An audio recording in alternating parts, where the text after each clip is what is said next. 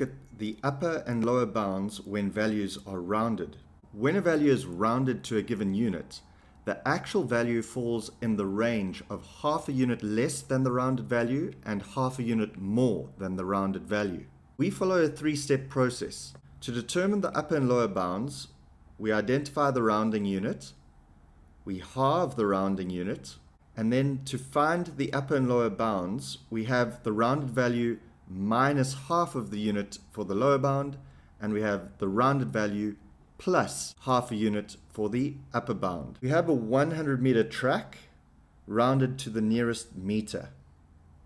Find the upper and lower bounds for the track length and hence show the range of values for the actual track length. So first up, we know it is the nearest 1 meter. We have to halve the rounding unit. Now, if I have 1 meter and I have to halve that, I have a half a meter. That is my step 2. Step 3, I need to calculate my lower bound and upper bound. So, lower bound. Half of our unit is a half a meter. So we have our lower bound. Our upper bound, and we add half of the unit. We have our upper bound. Show the range of values for the actual track length.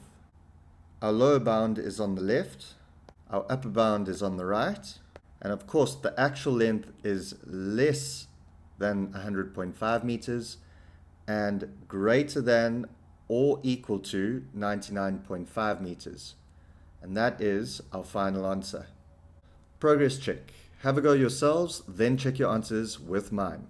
So, in our first question, a car's speed is recorded as 62.0 kilometers per hour, rounded to the nearest tenth of a kilometer per hour.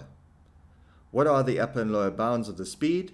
State the range of possible actual values. So, our rounding unit is 1/10 of a kilometer per hour, so 0.1 kilometers per hour. Step 2, halve the rounding unit. So we have to have a half of 0.1. And that would be 0.05. Step 3, we calculate our lower bound and our upper bound. So, our lower bound. As we've said, a half of our unit, we have 0.05.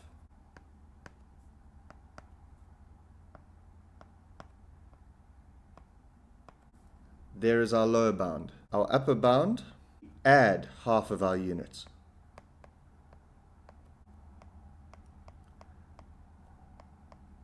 So we have our lower bound and upper bound. Now we will write the range of possible actual values. Actual speed has our lower bound of 61.95 kilometers per hour and our upper bound of 62.05 kilometers per hour. It is less than 62.05 and it is greater than or equal to 61.95 kilometers per hour. Next question.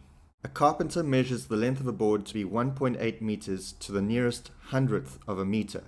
What is the range of possible actual lengths of the board? Step 1. Identify the rounding unit. So we are told it is rounded to the nearest hundredth of a meter. So I write 0.01 meters. Step 2, halve the rounding unit. 0.01, divide that by 2, we get 0.005 meters. Step 3, work out the lower bound and upper bound. For our lower bound, we subtract 0.005, 1.795 meters. For the upper bound, we add 0.005 and our upper bound is 1.805 meters. Lastly, we write down the range. Lower bound on the left, upper bound on the right. It is less than our upper bound and it is greater than or equal to our lower bound. And there is our final answer. A rectangular garden is measured at 10.1 meters by 6.7 meters. So let's draw a little diagram. We are told that it is rounded to the nearest 10 centimeters. Now rounding to the nearest 10 centimeters is 0.1 meters. So our rounding unit is 0.1 meters. If we had to halve the rounding unit, well, a half of 0.1 is 0.05. Now we need to calculate our length, lower bound and upper bound, and we need to get our width, lower bound and upper bound. So for length, the lower bound, we have our length of 10.1 and we need to subtract 0.05. So we get, for the length upper bound, we add 0.05 and we get, then for the width lower bound, we have our width of 6.7 and we subtract 0.05, we get, and for the width upper bound, we add 0.05 and we get. Now we have to think about area.